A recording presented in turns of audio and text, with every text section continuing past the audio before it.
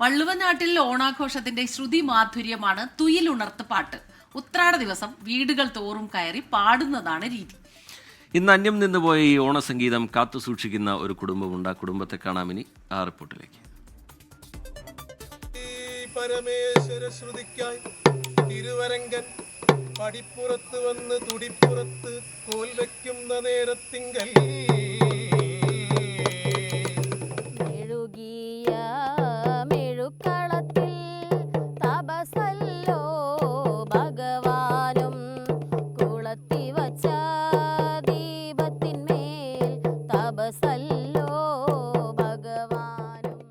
ഓണത്തിന്റെ പാട്ടാണ് തുയിലുണർത്തുപാട്ട്.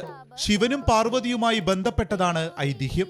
അങ്ങാടിപ്പുറം തിരുമാതാംകുന്ന് ക്ഷേത്രത്തിൽ ഉത്രാട സന്ധ്യയ്ക്ക് തുയിലുണർത്തുപാട്ട് നടത്തുക എന്നത് ഇന്നും മുറതെറ്റാത്ത ആചാരം. പതിറ്റാണ്ടുകൾ തുയിലുണർത്തുപാട്ട് കലാകാരനായിരുന്നു കലമ്പറമ്പിൽ ബാലൻ. അദ്ദേഹത്തിന്റെ വിയോഗശേഷം മകൾ സുജിതയും ഭർത്താവ് ദിനേശും ഈ സംഗീതത്തെ ചേർത്തു പിടിക്കുന്നു.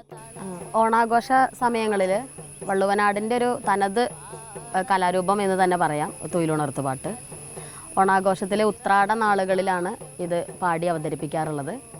സാധാരണയായിട്ട് പൂർവികന്മാർ വീടുകളിൽ തോറും കയറി ഇറങ്ങി പാട്ട് പാടിയിരുന്ന ഒരു സമയമുണ്ടായിരുന്നു. ഇപ്പോൾ അച്ഛൻ്റെ ഒരു ഓർമ്മയ്ക്ക് വേണ്ടിയിട്ട് ഞങ്ങളിങ്ങനെ തുയിലുണർത്ത് പാട്ട് ഉത്രാട ദിവസം മാത്രം തിരുവാന്താംകുന്നിൽ ഒന്ന് അവതരിപ്പിക്കും. സാധാരണയായിട്ട് ഇതിൽ ഉപയോഗിക്കാറുള്ളത് ഓണവില്ല്, തുടി, ഉടുക്ക്, കൈമണി, കിണ്ണം ഇതൊക്കെയാണ് പണ്ട് കാലങ്ങളിൽ ഉപയോഗിച്ചിരുന്നത്.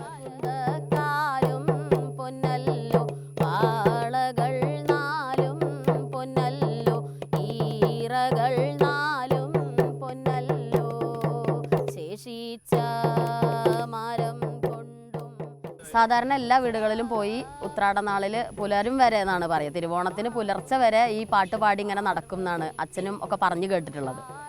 ഇപ്പോഴത്തെ തലമുറയ്ക്ക് ഇത് കൊണ്ട് നടക്കാനുള്ള ഒരു ഇഷ്ടം എന്തോ തിരക്ക് കൊണ്ടോ എന്തുകൊണ്ടോ ഇതിലേക്ക് ആരും വരുന്നില്ല. ഒരുപാട് നന്മകളിലൂടെ കടന്നു പോയിരുന്നൊരു കാലമായിരുന്നു. ആ നന്മകൾ നഷ്ടപ്പെടുന്നതിനൊപ്പം ഇതുപോലെയുള്ള കലാരൂപങ്ങളും അന്യം നിന്ന് പോകുന്ന ഒരു കാലഘട്ടത്തിലേക്കാണ് നമ്മൾ പോയിക്കൊണ്ടിരിക്കുന്നത്.